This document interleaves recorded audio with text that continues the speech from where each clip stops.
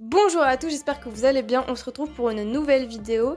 Encore de l'upcycling, ça va aller très vite, ça va être assez simple normalement.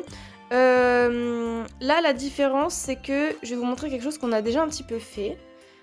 Mais je vais vous montrer une part de la personnalisation qui est plus grande. C'est-à-dire que je vais essayer de le faire beaucoup plus à mon goût. Parce que je vous présente des choses assez simples pour l'instant. Parce que j'essaye d'avoir un public assez large et que ça vous plaise.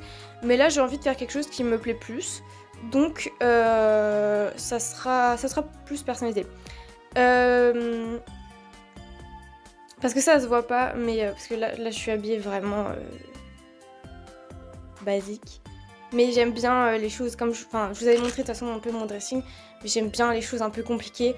Et pour l'instant, je vous montre des choses très simples, donc ça, c'est un peu, ça, c'est pas en accord, vous voyez.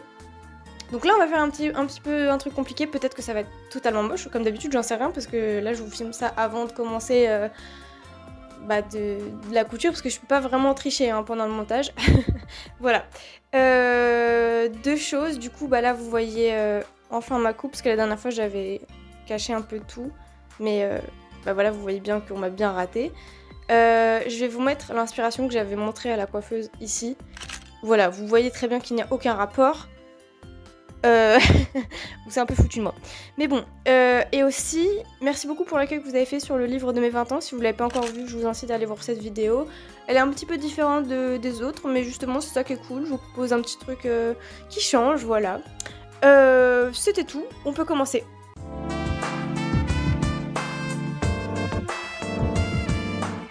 Donc, la matière sur laquelle on va travailler aujourd'hui, il s'agit d'une jupe cache-cache que j'ai. C'était la mode à l'époque de cette couleur-là, et c'était la mode encore plus des jupes comme ça. Les jupes midi, je crois que ça s'appelle comme ça. Je suis pas hyper fan de cette jupe, en plus de ça, j'ai pris du poids, normal parce que j'étais au collège à l'époque. Donc je la porte plus, et puis de toute façon, je pense que même si elle était à ma taille, je la porterai plus. C'est plus du tout mon style. Je me sens pas à l'aise en fait en jupe midi. Voilà, en plus c'est une jupe taille haute, donc alors autant vous dire que je vais jamais la mettre. Mais en fait, voilà, avant de filmer, avant d'avoir toute cette idée-là, je suis tombée sur une dame qui portait du jaune de cette couleur-là. Et je me suis dit, ah punaise, c'est vrai que moi j'avais ça. Donc j'ai un peu réfléchi, j'ai un petit peu regardé sur Pinterest comme d'hab, voilà, j'avoue tout. Pour avoir des idées en fait de quelque chose à faire avec. Et puis je me suis rendu compte qu'il y avait des petites boutonnières, des petits trous, que c'était sympa. Donc là, ce qu'on va faire, je vais vous montrer. On va faire... en fait, je vais pas réussir à vous montrer, donc je veux juste vous expliquer. On va faire les petits hauts que j'ai l'habitude de faire, c'est-à-dire ceux que vous voyez partout, en fait, large au-dessus et beaucoup plus serré à la taille pour faire quelque chose un peu de pendant, un petit peu comme ça, vous voyez. Et là, le fait qu'il y ait des trous, ça va nous aider pour mettre les boutons de l'autre côté, etc. Pour pouvoir fermer, ouvrir à certains endroits, s'amuser en fait. Je vais changer les boutons par contre parce qu'ils sont pas très jolis. Enfin, moi je les aime pas. Le marron comme ça, j'aime pas. Parce que du coup, voilà. Vu qu'on part sur une couleur compliquée, j'ai cherché un petit peu des combos avec cette couleur-là. Et en fait, je me suis rendu compte qu'il y avait beaucoup de t-shirts d'été de cette couleur-là, avec des choses un peu plus orangées, rouges ou même vert. Vous savez, un petit peu pour les... Je pense aux t-shirts Brésil, vous voyez. Et je me suis dit, mais punaise, ça peut être tellement cool de faire une broderie dessus. Du coup, ça va être ça la partie personnalisation. Je vais venir sur la partie de la taille, broder des lisses. Normalement, peut-être que je changerai d'avis pendant la vidéo, mais normalement ça va être des lisses. Je sais pas encore de quelle couleur, j'hésite entre orange ou vert, parce que ça va dépendre un petit peu des perles que j'ai. Peut-être que j'en achèterai pour la vidéo, je sais pas du tout. Je suis un peu bloquée dans un endroit, donc c'est un peu compliqué d'acheter des trucs. Mais voilà. On va partir sur ça, ça va faire un petit haut d'été qui change un peu et qui peut être très stylé. J'espère que ça va rendre bien. Normalement, oui, ça va rendre bien. Voilà, ça va être ça le programme. Normalement, ça va être bon. Voilà. Du coup, c'est parti. Donc pour ce tutoriel, il faudra une jupe longue ou une jupe midi, des boutons, une machine à coudre et ou du fil et une aiguille, du fil à broder et des perles, et enfin une paire de ciseaux et des épingles.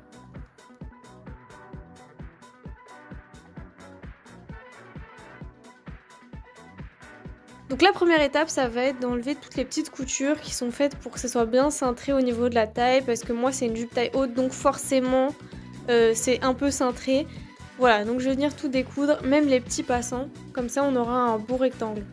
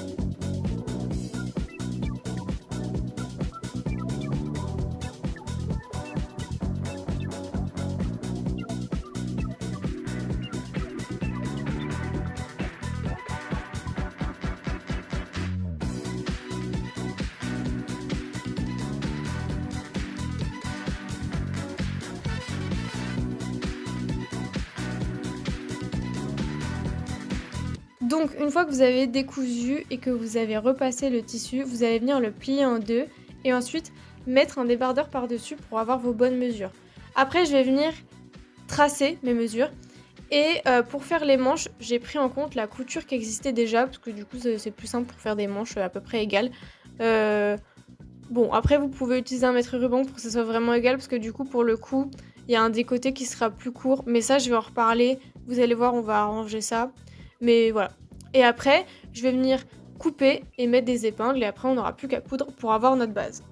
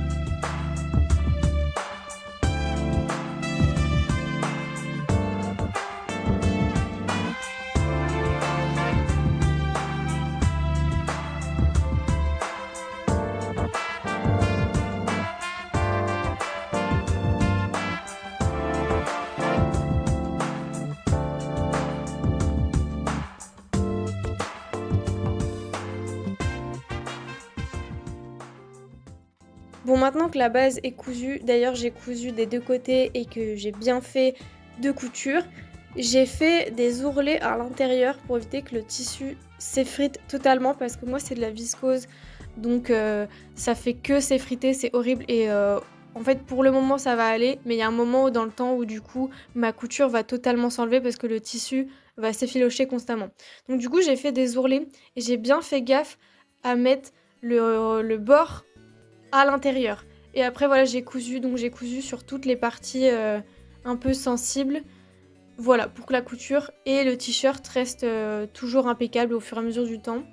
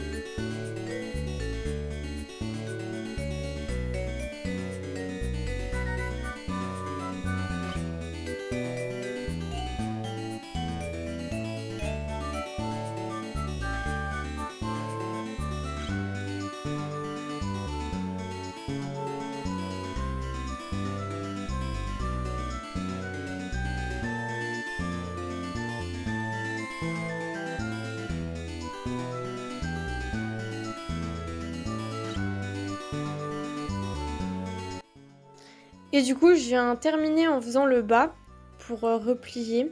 C'est pour ça que c'est important de laisser de la marge pendant la découpe pour avoir la place et assez de tissu pour faire ça. Parce que c'est très important que le tissu soit bien bloqué avec le fil et que ça s'effiloche pas et que en fait en 3 lavages il y ait des coutures avec des trous, etc. Enfin ça va être horrible. Voilà, donc là on sécurise bien tout avant de commencer à faire de la customisation.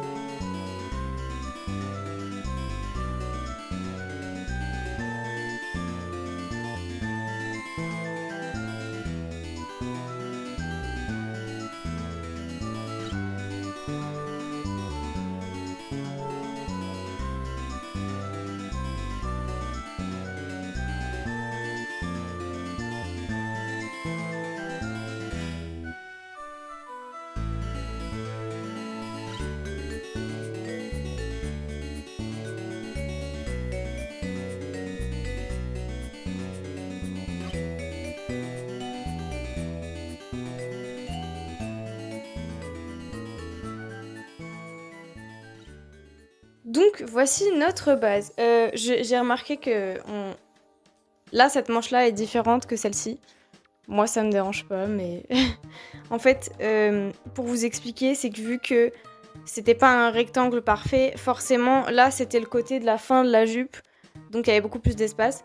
Et en fait, en soi, je pourrais faire quelque chose d'égal. J'aurais juste à raccourcir ici, mais j'aime bien ce côté-là parce qu'en fait, je sais que je vais plutôt faire ça. Et du coup, ça se voit moins, que c'est pas la même manche. Mais bien évidemment, vous faites comme vous le sentez. Enfin voilà, je préfère préciser que je sais que c'est pas égal. Mais moi, ça ne me dérange pas, d'accord? Voilà. Donc voici notre base. En soi, là, je pourrais arrêter la vidéo et vous dire, voilà, c'est bon, c'est fait, on a fait notre truc. Parce que là, c'est portable. Mais, plusieurs choses. Déjà, cette couleur-là, elle n'est pas facile à porter. Donc, on va apporter des choses pour rajouter du relief et des choses qui vont faire que du contraste, etc. Pour que ce soit plus facile avec mon teint de peau et ma couleur de cheveux, etc. Ensuite, je n'aime pas les boutons. Voilà, donc là, vous les voyez. Moi, je trouve que le marron vieillit un peu. Et là, voilà. En fait, la couleur plus les boutons me vieillissent. J'ai pas besoin de ça avec cette coupe, donc on va faire des modifications qui vont faire que ça va être beaucoup plus actuel. Voilà. Alors, déjà pour les boutons, on va partir sur des boutons en nacre, comme ça, tout simple. Ils sont beaucoup plus petits, beaucoup plus discrets et beaucoup plus chics. Ça, je les ai eus sur un chapeau. Et il est complètement en train de tomber en lambeaux, donc j'ai récupéré ça. Voilà. Ensuite, pour la couleur, ça malheureusement on pourra rien faire parce que on peut pas le teindre. Puis ce serait bête parce que j'ai quand même envie d'avoir quelque chose de jaune. Je trouve que c'est une belle couleur. Voilà. Donc on va faire de la broderie. Et en introduction, j'ai parlé de broderie en perles. Mais c'est pas ce qu'on va faire. On va faire de la broderie toute simple. Au début, je voulais le faire en orange. Et en fait, je pense que ça va pas être joli. Et puis, j'ai cherché une autre couleur. Et j'ai regardé mes ongles. Et en fait, je me suis dit, punaise, c'est pas mal quand même le rouge un peu pétant et le jaune. Je pense que ça peut être très stylé. Du coup, je voulais quand même faire un lisse parce que j'aime beaucoup le lisse. Enfin, vraiment, c'est mes fleurs préférées. Et je suis tombée sur des petits dessins sur Pinterest, un peu comme des tatouages, je sais pas comment dire. De toute façon, je mettrai mes inspirations.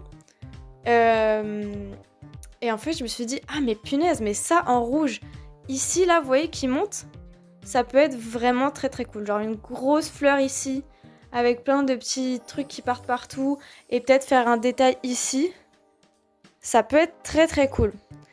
Et ça permettrait de rendre la pièce beaucoup plus moderne. Voilà. Donc c'est ce qu'on va faire dans la suite de la vidéo. Si ça vous convient, bah en soi, vous pouvez partir de la vidéo. Et si vous voulez voir un petit peu ce que ça va donner, le reste, et bah c'est ce qu'on va faire tout de suite. Maintenant qu'on est enfin à la partie customisation, je vais venir enlever tous les boutons moches là et les remplacer avec ceux en nacre que je préfère. Voilà, j'ai pas tout filmé parce que ça sert à rien de vous montrer que je couds des boutons. Hein, globalement, vous savez coudre des boutons. Voilà.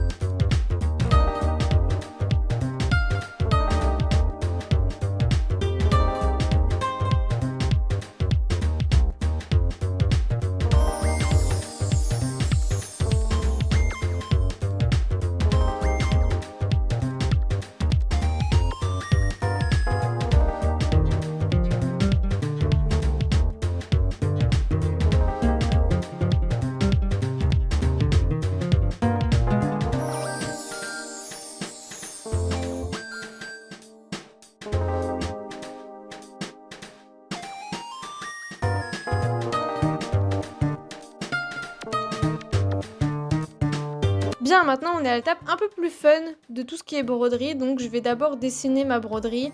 J'ai utilisé une craie orange, donc on voit pas très bien ce que je suis en train de faire, mais je vous mets le dessin à côté de ce que je suis en train de faire. Ça va pas ressembler exactement à ça, mais voilà, en gros c'était pour m'inspirer.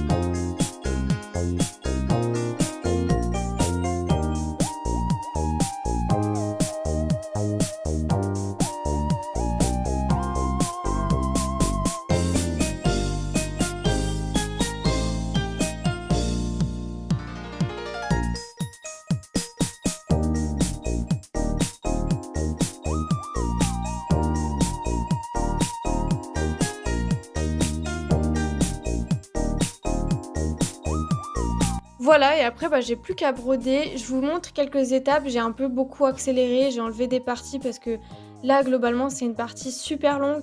Moi, ça m'a pris, je pense, un bon 5 heures, hein, mais c'est aussi parce que j'ai fait d'autres trucs à côté, etc., et que je suis assez lente. En plus, du coup, vous le voyez peut-être, mais j'ai pas de fil à broder rouge. Du coup, j'ai dû quadrupler un fil, c'était très long. Et je devais faire ça à chaque fois, donc c'était bien bien long. J'ai rajouté quand même quelques perles pour faire le pollen là, des lys. Voilà. Donc je vous montre ça en accéléré quand même pour que vous voyez que c'est moi qui l'ai fait. Mais cette partie-là, c'est pas vraiment pour vous apprendre à broder, c'est plus pour vous montrer ce que j'ai fait.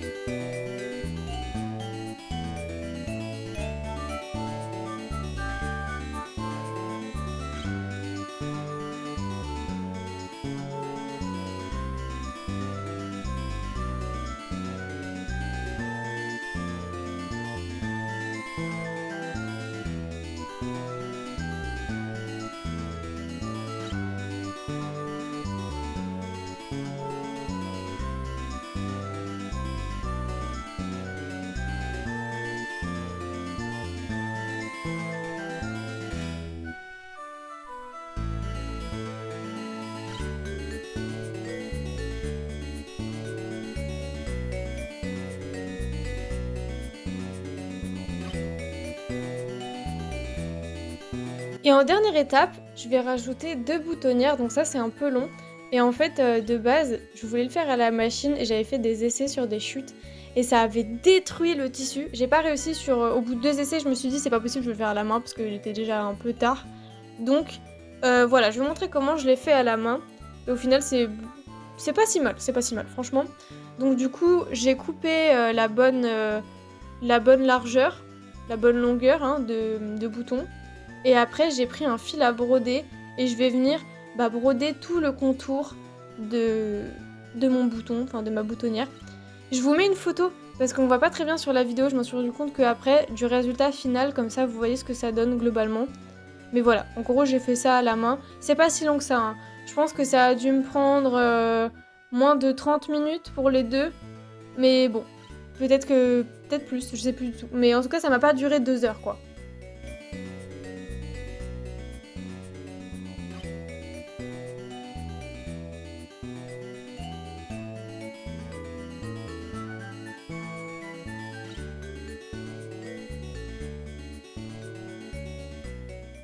Et voilà, vous avez votre haut.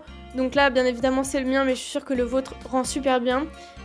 Si je galère à tourner, c'est parce qu'en fait, je me suis mise sur un petit bout d'escabeau pour qu'on voit tout, parce que je me suis rendu compte que dans les autres vidéos, on voyait pas trop le résultat final. Donc voilà, vous pouvez le porter de plusieurs façons. Donc il y a cette façon-là, et il y a aussi la façon un peu décolletée. Voilà, vous pouvez choisir.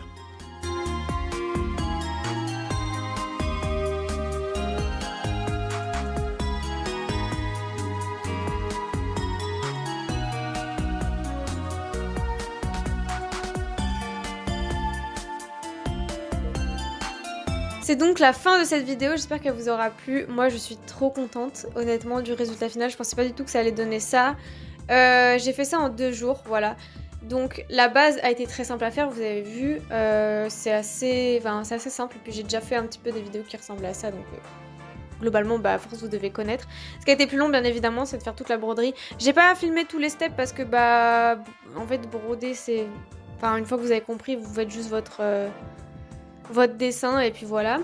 Et puis mettre des boutons, pareil, je n'allais pas filmer à chaque fois que j'avais fait un bouton, enfin c'est un peu ridicule.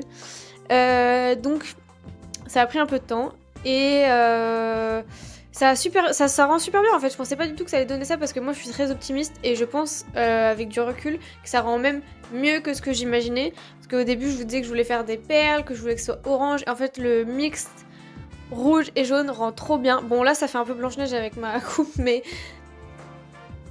c'est pas grave. J'avais dit aussi mes amis quand je leur ai montré que je trouve que ça fait aussi penser à quelqu'un dans les cités d'or, je sais plus comment elle s'appelle mais je vous mettrai une photo. Maintenant ça rend un peu moins parce que là je suis maquillée et que j'ai les trucs rouges, mais je vous jure qu'au tout début à un moment je me suis dit c'est pas possible, je vais arrêter la vidéo, je vais arrêter de filmer ça parce que ça rend pas du tout bien. Et au final ça rend trop bien. En plus vous avez vu on peut le porter de plusieurs façons. J'avais même pas pensé à ça en fait, c'est quand je l'ai mis que je me suis dit ah punaise je peux tester ça. Et je vais pas trop mettre, je pense, le décolleté, en tout cas ici, dans la ville où je suis, mais dans la ville où j'habite, je pense que oui, clairement. Et cet été, avec un petit maillot de bain et tout, j'ai trop la vision, là, je le sens que je vais beaucoup le porter, donc trop contente. Si vous avez été attentif, normalement, il vous reste des chutes. Donc moi, il m'en reste pas mal. Il m'en reste 3 bouts. 3 bouts, plutôt. Et... Et en fait, de base, je voulais vous présenter plusieurs choses avec. Comme je fais d'habitude, en fait, genre soit un bandeau, soit un chouchou. Mais j'ai déjà fait énormément de tutos sur ça. Et là, il y a un souci capillaire qui fait que je vais pas le mettre. Donc ça sert à rien. Mais je vais vous proposer un truc.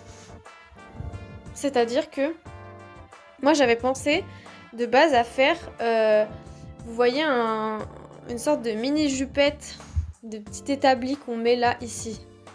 Sur le pantalon. Mais le problème c'est que moi mon t-shirt touche mon pantalon et c'est un pantalon vraiment taille basse. Donc en fait ça marchera sur aucun pantalon. Mais je vais vous mettre des inspirations si vous voulez faire la même chose. J'en avais vu un petit peu sur Pinterest et je pense que c'est assez facile à faire, j'en sais rien du tout en fait. Du coup au moins je vous propose une piste. Sinon du coup il y a tous mes petits tutos sur des bandeaux etc. blablabla que je vous mettrai en description. Si vous voulez faire des choses avec. Sinon, ne le jetez pas. Si vous comptez rien faire avec, ne le jetez pas. servez-vous-en pour du rembourrage. Voilà, moi c'est mon petit tips. J'ai plein de tissus comme ça que je vais utiliser pour ça en tout cas. Si je trouve d'autres choses à faire avec, vous le verrez dans d'autres vidéos, etc. En tout cas, vraiment, ne le jetez pas, ce n'est pas le but de la vidéo de jeter. Le but, c'est de respecter la matière principale, et parfois, respecter la matière, c'est de la transformer. Donc là, c'est ce qu'on a fait, et c'est pas de jeter. Donc on va pas jeter les chutes, et ce sera pour une autre vidéo, je sais pas ce que j'en ferai, mais c'est possible que vous le revoyez. Voilà, c'est tout ce que j'avais à vous dire. Je vous fais de gros bisous et à je sais pas quand parce que là j'ai besoin de faire un petit peu une pause. Ça se voit peut-être mais je commence à être un peu malade et puis j'ai du travail et tout pour la fin du mois, j'ai pas mal de choses à faire. Donc je sais pas quand est-ce que je ferai des vidéos. Puis en plus là ça fait en fait sur 2 semaines j'ai fait quand même 3 vidéos. Donc j'ai besoin un petit peu de repos. Voilà, donc je sais pas quand est-ce qu'on se reverra. Peut-être à la fin du mois. Voilà. Je vous fais des gros bisous et on se revoit bientôt.